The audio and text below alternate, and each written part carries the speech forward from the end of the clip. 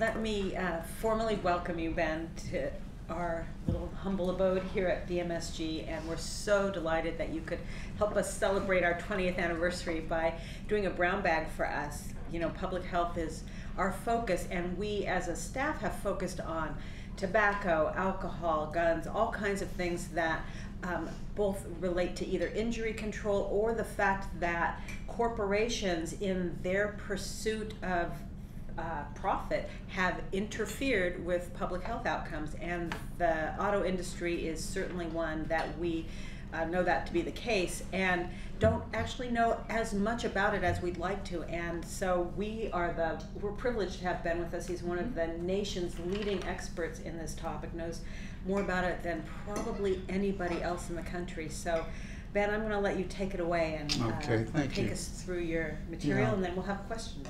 Thank you. Yeah, the auto industry is probably the granddaddy of the exemplar of putting, if you want to oversimplify it, and I think it's an oversimplification, we use it all the time, putting profit before lives, you know. It's not quite that simple, but it is really an early example of an area where industrial and marketplace considerations came into clash with public health needs, and pretty much did so without fanfare and without being publicized until the mid-50s, now the mid-60s, well actually earlier, I'll get into that. The so-called auto safety movement, and I always put that in quotes because auto safety really is a kind of a euphemism for what should be called auto hazard problem. A little bit of real history. Way back in the early part of the 20th century, Judge Cardozo, who later became a Supreme Court justice, was an appellate court justice, judge in New York State, and he had a case before him called McPherson. In McPherson, a man had been injured when the wooden wheel of his vehicle broke, came off, and the vehicle rolled over. One of the major policy questions in the case was whether an automobile is a device of inherent danger, and that was a major question for the courts. And the courts vacillated. Cardozo came down on the side of, yes, it is a device of inherent danger, but then he conditioned that saying, if it's mismanufactured, if it's made wrong, which really softened the effect of what could have been a very powerful legal doctrine, didn't get restored again until the 1950s, 1960s actually. To my mind, from everything I've known, from all these documents that Lori mentioned a few moments ago, and from all of the exposure I've had, the automobile is a device of inherent danger. Indeed, I would say that it is the most dangerous device in the hands of human beings, in America at least, and I think throughout the world, imaginable. Even more so, and this may shock you, than guns. Because everybody, with the exception of one person in this room, everybody has a car, and even that person is in cars occasionally. And the car, the motor vehicle, is so drenched with energy, drenched with the possibility of going at high speeds and crashing, drenched with all sorts of hazardous byproducts like the gasoline that it runs on, which is in itself highly dangerous, that it is arguably the most hazardous product that we ever touch. And as I say, more so than guns. Most people, thank God, don't have guns. Of course, the NRA had its way, we would all have guns. But most of us don't have guns.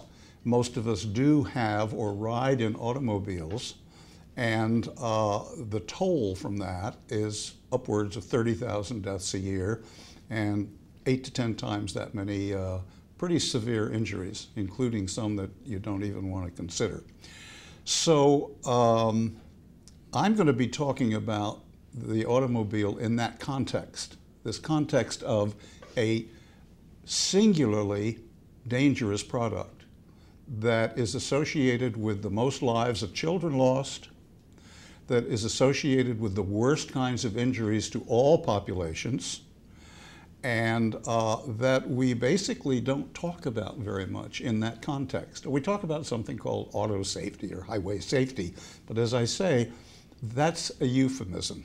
We're really talking about auto injury, including fatal injury. So if we keep that in mind, we do well. Okay, how did there come about a movement and eventually laws and regulations that would control the safety, so-called, performance, or what has now come to be known the crash worthiness of motor vehicles? Crash worthiness being how well does the vehicle do in protecting its human occupants when it is, as it foreseeably will be, in some sort of an accident.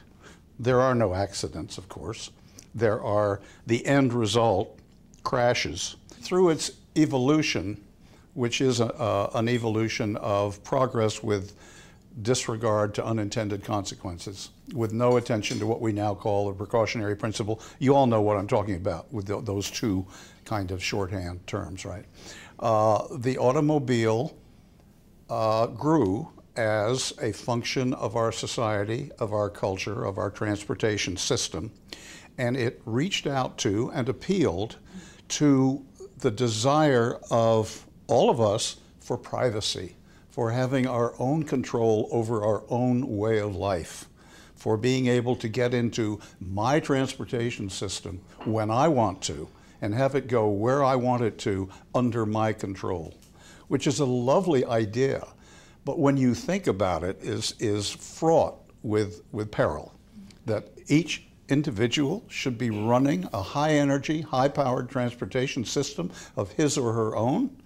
One of the byproducts of that mistaken way of thinking, and I speak for myself, has been the death rates, and we'll look at those in a minute, over the years, and the injuries, and those have been kind of absorbed into the culture, despite the advocacy that went on and despite the law and regulation, which have made a big difference. They've helped. Nonetheless, the problem is still out there, and it's deeply ingrained into our culture and into our way of life. So how did we get started with something called auto safety regulation control? By the way, I'm not going to keep watch on the time. You'll tell me when I've talked too much and I'll shut up. I always say I'll do 20 minutes, and it doesn't work that way. Until the 1950s, auto safety, so-called, was a matter of bad drivers. Crashes, accidents were caused by bad drivers. The auto industry, its decisions of design and marketing were not regarded as playing any part in these end result injuries.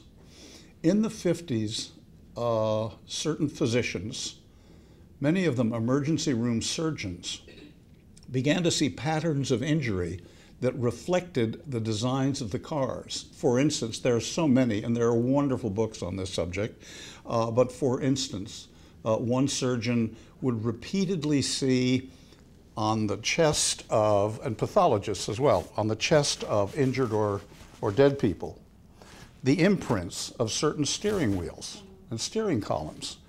And he began to question, and his colleagues began to question, what kind of a design it was that was pushing these steering columns back into people's chests rather than getting them out of the way, having them collapse, having them absorb energy and minimize the injury rather than aggravate it.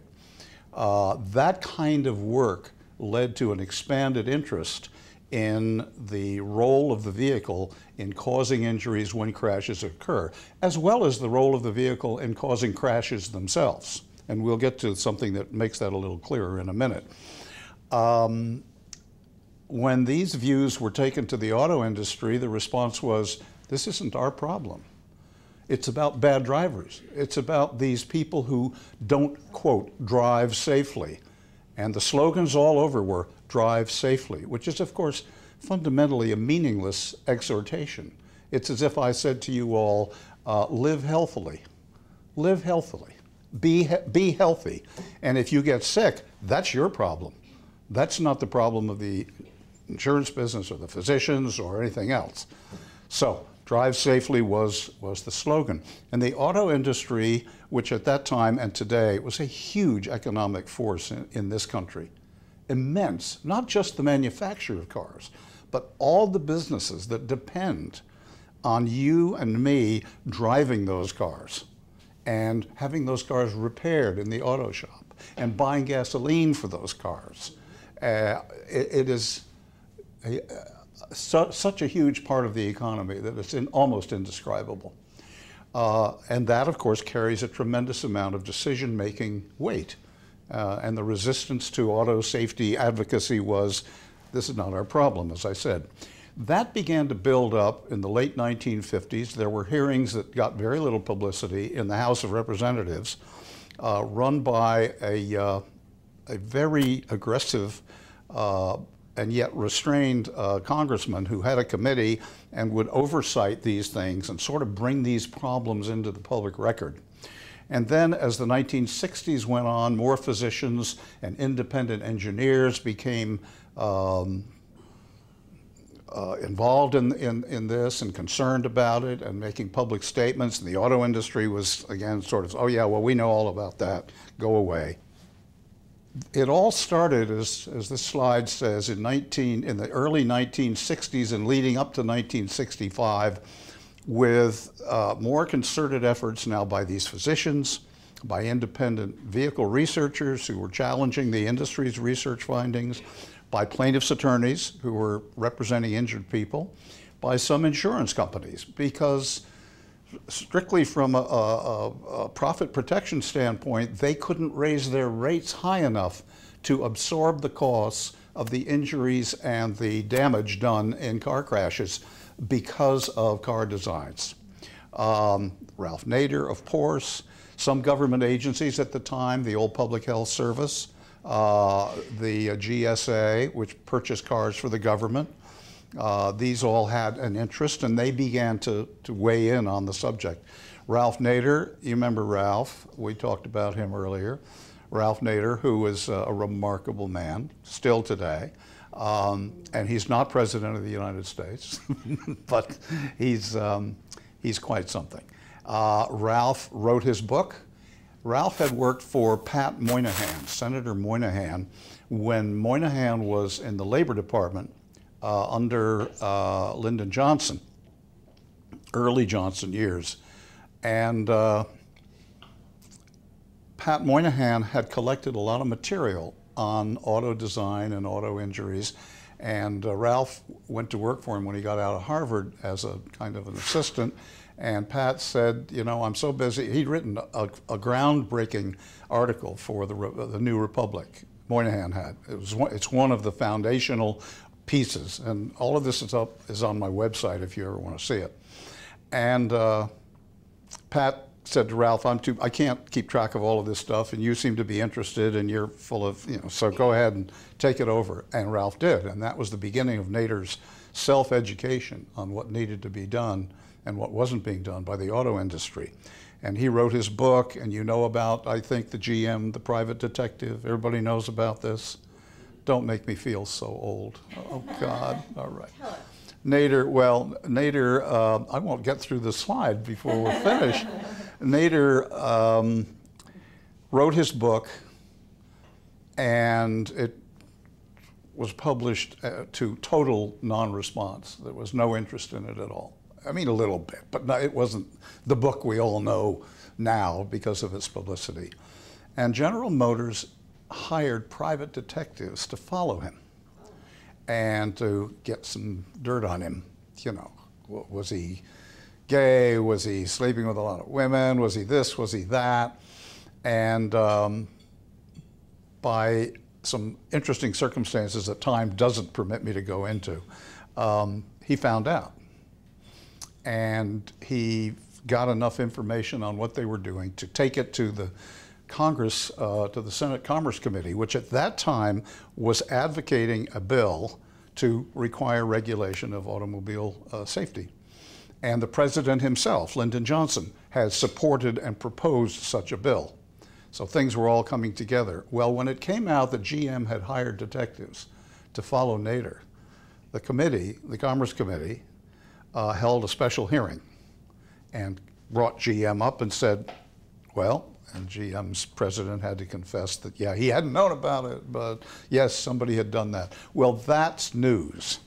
That's the kind of news advocates just salivate over getting. And that became headline stories in all the papers, and it really was a game changer in terms of public perception of what these issues were, in terms of galvanizing congressional support, which was already pretty good.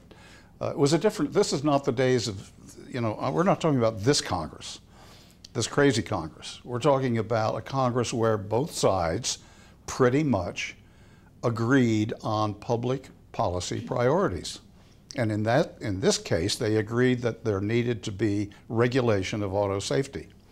The auto industry held out, proposed a voluntary self-regulation. We all know about voluntary self-regulation, right? That is a street down which you do not want to go if you have a hazardous product. And that's what the industry wanted to do. And they'd set up a thing and we'll do this, and the answer was no. Upshot is that in 1960, I think, 6, finally the Traffic and Motor Vehicle Safety Act, 66, was passed, and the groundwork was laid for regulation of the auto industry in terms of the performance, the safety performance of motor vehicles, and a lot of other aspects of safety. Now, that was a long time ago. That's kind of the granddaddy of hazard regulation in this country. And it has matured, which is a good thing and maybe not so good thing. And I would say if you ask most people out there, are cars safe? They would say, yeah, cars are safe. Does the government take care? Yeah, pretty much. The government regulates it. And that regulatory structure has improved over the years slightly. I won't even begin to describe it. In Q&A, you can ask me if you want to know more. But one of the things that has happened is that as it has matured, there's been less perceived need for advocacy. The advocacy has now come sort of in the interstices, the twigs of what can go wrong with regulation or what doesn't get done with regulation. So where are we today? Well, we have a Congress that's really not terribly interested in this issue. It does pass some funding and it does pass some improvement in regulation, but not an awful lot. And again, not an awful lot is necessarily required.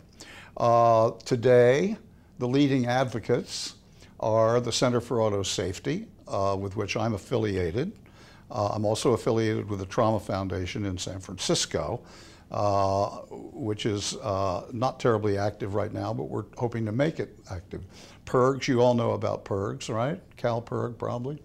The Insurance Institute for Highway Safety, which is funded by insurers, is a very aggressive advocate in the sense of doing and publishing research showing the flaws in vehicle design, especially crash tests, and I'll show you some later if we have time. The Governor's Highway Safety, what's it called, Association, which is a state level, all of the state level safety people, and they get pretty aggressive. The Consumers for Auto Reliability and Safety is based in Sacramento. Some of you may know that group, Rosemary Sheehan, which is active. Physicians Group, CU, of course, Consumers Union. Physicians groups, yeah, pediatrics people, orthopods, all very aggressive in wanting to see injuries reduced and in pushing for changes in regulation and law that will increase that. National Transportation Safety Board is not a regulatory agency, it's an oversight agency, and it investigates motor vehicle, railroad, and most prominently airplane crashes, and then publishes recommendations for improvements. Regulators, of course, National Highway Traffic Safety Administration, plaintiffs' attorneys are very active, And corporations, of course, would like to see plaintiffs' attorneys disappeared off the earth so they wouldn't be suing corporations, including car companies. Public health workers, very active, scholars in that field. But in terms of advocacy, the way I suspect you folks deal with it on a day-to-day basis, this is not an area where there's a lot of percolation going on. Is that accurate? Yeah. I put a little note to myself, the cooptation syndrome. The auto industry began after the regulatory, it was clear they were going to be regulated. And for a while they fought the regulation, but then they began to segue into a mode of becoming the safety advocates, quote unquote. And that's what industries do. We talked a little before we began here about corporations using green and using environment and using all these buzzwords to promote their products. And the auto industry does the same thing. I won't even begin to give examples. Media interest then and now, because you're interested in media. 1960s, the coverage mounting up to the passage of the act, and when the president himself sent a message to Congress saying this is a national problem, blood on the streets, we got to get the auto industry to do something, that's a good fight for the media. That's a good issue. And you can go back to the New York Times and the Wall Street Journal and any of the leading papers of the time. That was when we had actual papers, newspapers, and there was no internet. And so if you wanted to see the headlines, you went and got the paper. And this story dominated the news for months and maybe even years. Today, there's coverage. Most of it is spot news oriented. It'll have to do with a defect that got discovered in a car and recalled, a crash of a car, some regulatory proposal, a recalled car. Last Saturday, I was going to mention this, some of you may have seen that in Venice Beach, a car, yeah, so rings a bell?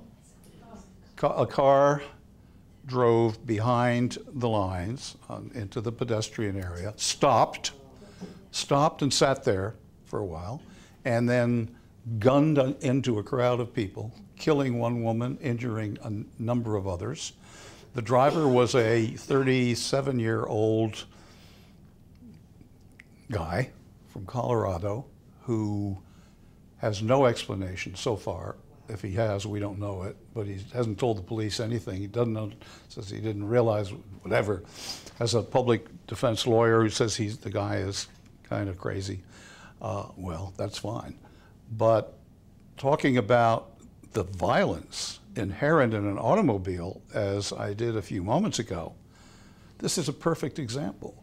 This is a weapon as lethal as a gun in the hands of somebody who wants to use it that way. Now Venice Beach is talking about putting solid barriers up. Well, that's fine after the fact, but that still doesn't get to the core problem. And I'm going to get to the core problem, which I think, here's the little spoiler alert, I think is the size of the vehicle population in this country. The exposure that has created. And we'll see that in more detail. And that's not an issue that anyone wants to talk about. It is heresy to talk about having fewer cars. It is car purchase that fuels the economy. It is car purchase and driving that gives us all the comfort of what one auto industry person called in the New York Times last week, like being in your own living room. That your car should be like being in your own living room, and the auto industry is going to make it happen with all the new electronic devices. Well, the car is not the living room. Need I say more? Okay, so now to news coverage today. Victims attract news. Online media, which is, of course, the big new factor, and which you're dealing with, I'm sure, all the time. And how does it get used for better and for worse? And there are some wonderful sites. Do you all know Fair Warning? Fairwarning.com. Started about 2 years ago by Myron Levin, the former investigative consumer reporter, editor for the LA Times, who was early retired in one of the big LA Times cutbacks. And Myron formed a consumer news alert website, which I think is just marvelous. I write commentaries for it probably 4 or 5 times a year. Myron is a great consumer advocate, and if you could get Myron here to talk to these folks, he's wonderful. Go to Fair Warning. You can subscribe very easily to their daily alerts. You can search their archives. It's a beautifully done website, and it's just full of great information on all kinds of public health hazard issues and advocacy. Okay, so we're in transition right now with that. We're also in transition with the automobile as a living room, because the industry is loading it up with electronics devices that I contend, and a few other people contend, are making the distracted driver issue something way beyond anything we've ever talked about. And that's happening, and the auto industry is saying, well, you know, that's what people want. That's what people want. Now, that's what people want is one of the mantras of any industry that is going to sell dangerous products and put it on the user. It's another form of the user to blame. That's what people want. Okay, here's how we try to think. Here's how we try, you know this matrix? Okay. You all know this matrix? Not everybody. It'd be great to hear more about it. Okay. Well, Bill Haddon was one of the great thinkers and doers in public health injury control. He was my mentor. I met Haddon when I worked in the Johnson administration. We were both in the Department of Transportation. He was running the new auto regulatory safety program that I talked about a little bit earlier, and being eaten alive by the auto industry, or at least they tried. He couldn't seem to make them happy. He couldn't even make Ralph happy. Ralph was on one side, the auto industry was on the other side, and they're all saying, the auto companies are saying, you're doing too much, go away. And Ralph's saying, you're not doing enough. But that's Ralph. Haddon developed this matrix as a guideline for thinking about public health problems and any public health problems. It's so useful. And in particular, he was talking about auto injury. And in the matrix, there's a timeline that goes this way. Is that showing up on there? Oh, isn't that nice? Look at that. Pre-crash. Before a crash occurs, what are the factors? Human, driver behavior, for instance, vehicle, bad brakes. You put in your own thing. Environment, a highway that's not designed to keep the car on the road when it should be. That's up to the crash. In the crash, what are the factors that cause the injury? This is another version of the matrix that I found online. I thought it was kind of cute. Or somebody had put pictures in to the various cells, and there's a kid drinking. It's always kids, you know. The vehicle's rolling over because it's unstable. The environment, the road is badly lit. The event, the airbag goes off or doesn't, or when there were no airbags. The vehicle, nose-to-nose crash worthiness. The environment. Now this is a test track, and I'm not quite sure what that's supposed to mean, but it could be a bad road surface, which would possibly aggravate the event. Post-event, ambulance under human, fire truck under vehicle, environment, I guess that's the emergency crew. So that's a kind of a cute way of describing it. All right, now, I want us to look very briefly at deaths at key points over the years, starting with the end of World War II. The end of World War II saw a big resurgence in the auto industry. Of course, during World War II, and you all remember World War II, right? You were all there. Well, I do. And I remember no cars, no gas. You could have a car, but you couldn't get much gas for it. So you didn't go much of any place. And then when the war ended, it took off. The auto industry turned from weapons making. Ford, Chrysler, GM were no longer making tanks and Jeeps, and well, they're making Jeeps for other reasons, and weaponry.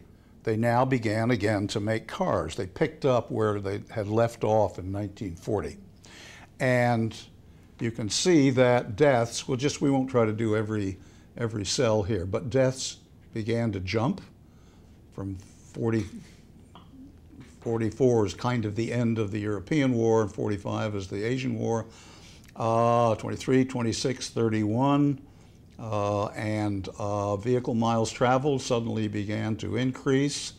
Big boom after the war. Up to the 60s, we had, let's see, we just had 31,046, and now in 61 we're up to 36,000 deaths.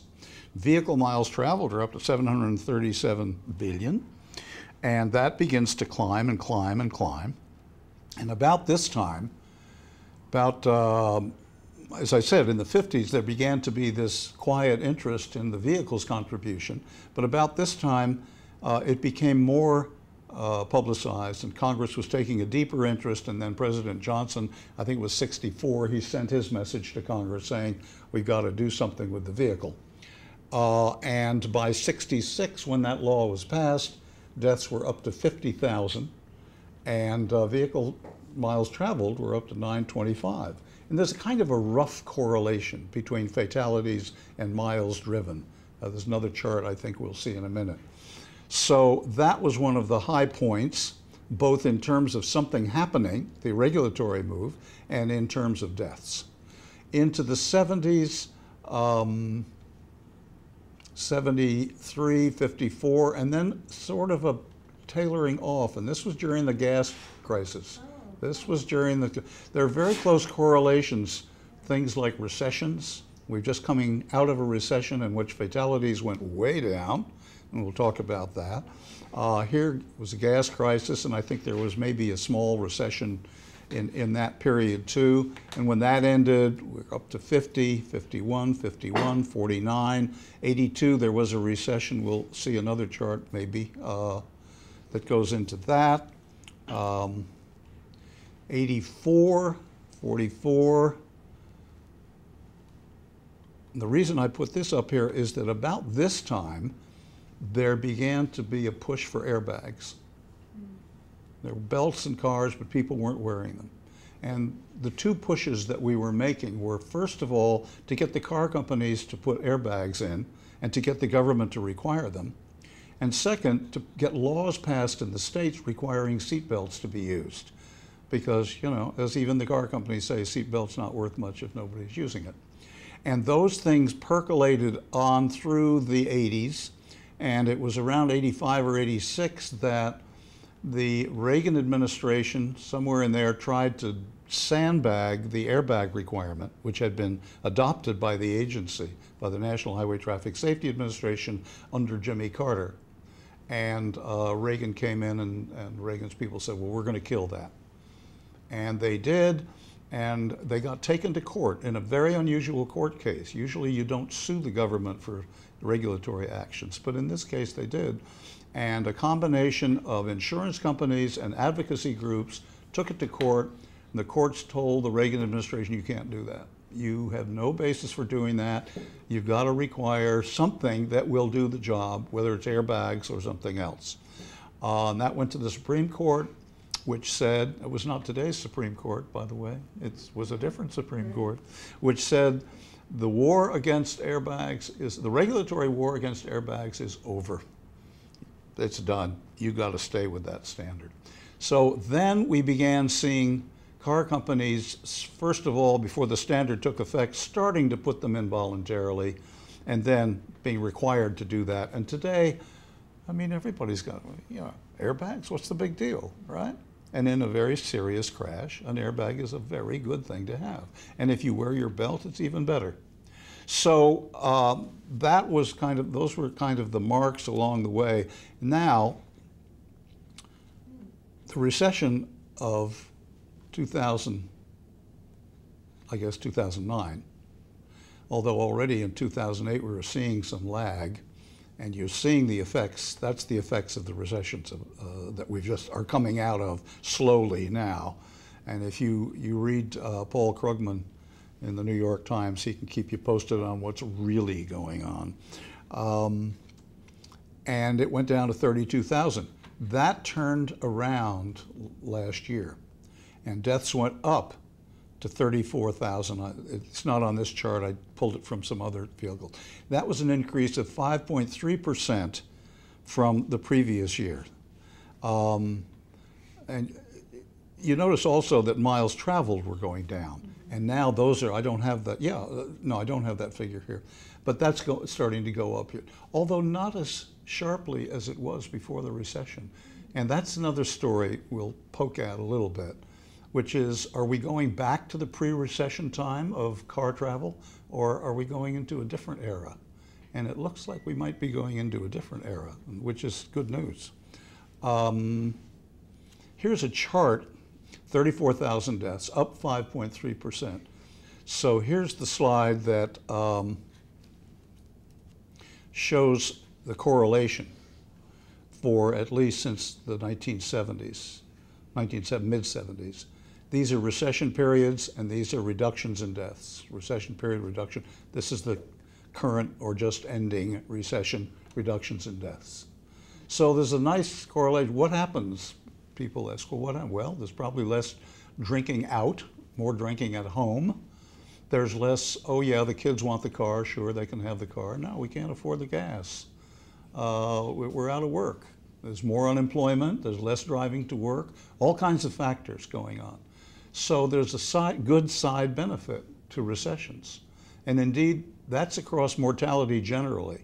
If you look at mortality figures during recessions, deaths go down. Deaths go down. Death seems to be a natural adjunct of flourishing times. And here are motor vehicle deaths relative to the population. And if you remember that slide from a moment ago, I couldn't overlay them, but they fit rather nicely. Lower vehicle miles traveled, lower deaths. So, exposure, and this is the new idea. This is the idea that we haven't really talked about. Epidemiologists know, let me see if I can back into this. There's a book that you all might be interested in, and those of you who are public health oriented might know this book. Jeffrey Rose was an English epidemiologist and wrote this book, The Strategy of Preventive Medicine. It's been updated since then. And it is a marvelous introduction to epidemiology and to thinking about how you reduce population hazards. And one of the tenets that Rose suggests, also Leon Robertson, a great epidemiologist, colleague of mine, has many books, the same thing. One of the basic tenets is that the broader the population at risk, the greater number of deaths and injuries, the greater amount of damage will occur, regardless whether you know the specific reason or not. The more people exposed, the greater will be the damage. So you reduce that population of exposed people as much as you can. Vaccination is a good example of this. The population of people exposed to car crash injury is everybody who drives a car. Whether something they did or the car did caused the crash or not. Could be another car hitting their car. Could be something else. But that's the rule. And that rule is never talked about in terms of auto car crash injuries. Could we make a big difference by reducing the number of cars and the amount of driving? And the answer is yes, it can make a huge difference. And as I said earlier, that flies in the face of we love our car culture. I think I've got the The quote here is from a paper that just came out within the last few weeks by 2 Canadian researchers, public health researchers. And I can give anybody the exact citations for these. If they'll let me know, I'll email them to you. And their statement, it's a very long and data-heavy study, but exposure to moving vehicles could be considered a fundamental cause of road traffic deaths and injuries. And they cite Rose and Rose's principles as a foundation for saying this. And they say a global reduction in the amount of kilometers driven would result in a reduction of the likelihood of collisions. They say collisions, I would say collisions and injuries, even when there were collisions, for all road users. That is quite a revolutionary idea. PIRG, you all know about the new PIRG study that came out last week? New PIRG study looking at, very favorably looking at, what it believes are projections on which we can base a forecast that there's going to be less driving and fewer cars over the next decades. It's a long, long study. You can get it online. Got a good deal of news coverage, and I would suggest that you may want to look at that. SSTI is something called the State Safe Car Transportation Initiative, and it has been talking about, and now is talking about, flat to declining highway transportation demand building up, and that this is not a historic aberration, but rather a durable trend. Now, these aren't anti-car guys. These guys are basically pro-transportation guys. They're pretty neutral. UMTRI, the University of Michigan Transportation Research Institute, somewhat captive by the auto industry, but nonetheless, they do good work. They have seen over the past 25 years a substantial decrease in the percentage of young people with a driver's license and a substantial increase in the percentage of older people. Well, of course, if you decrease the younger people, the older people percentage has to go up, right? So I'm not sure why they put that in there, but the decrease in driver's license by younger people seems to be part of a trend among those who are using the internet more for things they might have used their cars before to communicate, who really don't want to drive. Now, when I was a kid, every kid wanted to have a car. Everybody wanted to drive. I couldn't wait when I was in high school to get my driver's license and get in a car, and God knows why I didn't kill myself, but because I was just a reckless kid.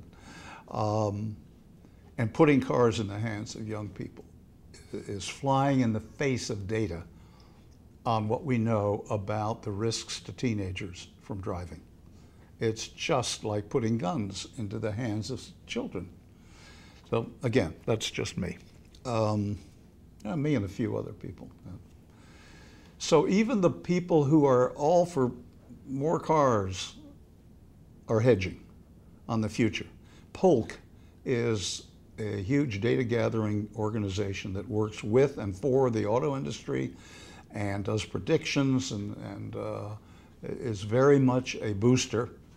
And here's their prediction for 2013 and 2014, positive sign for the recovery.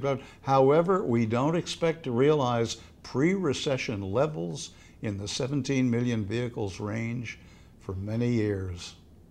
We're not going to go back. Even Polk says we're not going back to where we were in 2006, 2007, 2008. And if that means we're not going back to the higher death rates and the higher injury rates, that's very good news. That's very good news. This is sort of what's going on these days. Distracted driving you hear about, right? You've all heard about distracted driving. That's the big issue. And the Department of Transportation and the National Highway Traffic Safety Administration have kind of fumbled around trying to get their hands on it. But it's very hard to get your hands around, particularly when the auto industry is intent on loading cars up with communications and entertainment systems that are adding to the distraction. Automated cars, well, there's a lot you're reading about, you know, the self-drive cars. Google's got one out there, and this university and that university. Is that the answer? I'm not sure what it's the answer to. If it's supposed to be the answer to the death and injury rate, it might help. I don't know. Is it the answer to congestion? Well, if we're going to automate cars and put them on a basic central control system, why not just have a centrally controlled transportation mass transit system where you can get on and off when you want to and all of that? Ford Escape Fines, and the organization I'm affiliated with, the Center for Auto Safety, had been agitating for NHTSA to crack down on Ford for a defect in its Escape. That's a model of car, the Escape. What a great name, the Escape. From what? Into what? The Escape had a defect in which a cable connected to the cruise control could go out of whack and the car could speed up or slow down without the driver's control, and the driver couldn't override it. The Center for Auto Safety kept agitating with NHTSA, you got to get them to do the whole fix, you got to get them to do it for all the cars, and you got to get them to do it now. And really you should fine them, because the law says when they knew about something and they didn't do it in a timely way, that is a criminal act. Now that's a new law, which is good. It creates some criminal teeth in the regulatory recall setup. So NHTSA recently fined Ford $17 million for knowing about the defect and not doing things in a timely fashion. Didn't send anybody to jail, which under the law it can do, and I doubt will ever do. I'd love to see a car company guy go to jail for having dragged his feet on a recall, but I don't see that happening. So that was a breakthrough. That's the first fine under this criminal provision that has been imposed. Jeep Grand Cherokee fires. The Grand Cherokee has a fuel tank design, the old ones up from, I guess from about 96 up to 2004, something like that, has a fuel tank design that puts the fuel tank right in the back of the car, drop down, so that when it's hit by another car in a rear end crash, it's very vulnerable to rupture. And the filler tube, the tube that brings the gas in from the pump, rips off and gas leaks out, and the puncture, gas leaks out. Center for Auto Safety has been agitating for years to get NHTSA to recall this car and force Chrysler to fix it. Chrysler, a DOT finally, about a month ago, notified Chrysler that it wanted this vehicle recalled. Chrysler said no, meaning NHTSA would have to take it to court and have a confrontation if it wanted to do this. So the then Secretary LaHood of DOT went to Detroit and met with Chrysler, and they reached a compromise in which about half of the vehicles will get recalled, and the fix will not admit that it was a defect. The fix will put a trailer hitch on the back of some of the cars, and that's supposed to blunt the force of a rear-end crash. It's a lousy fix, and we're still fighting that fight. So I don't know what's going to happen. Rollovers were so prevalent and so dangerous during the big SUV era, the big, tall, big SUVs, and during which NHTSA did nothing to force the redesign of these vehicles. Those were the Bush years, and we fought, I was part of the fight, to get NHTSA to force redesigns to lower the center of gravity and to make the vehicles more stable. I think as a result of litigation against car companies for these SUV injuries, partly, and partly because of the innovation of stability control.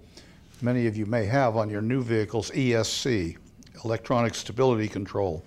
It corrects the vehicle trajectory when it's going into a rollover mode. It's very effective.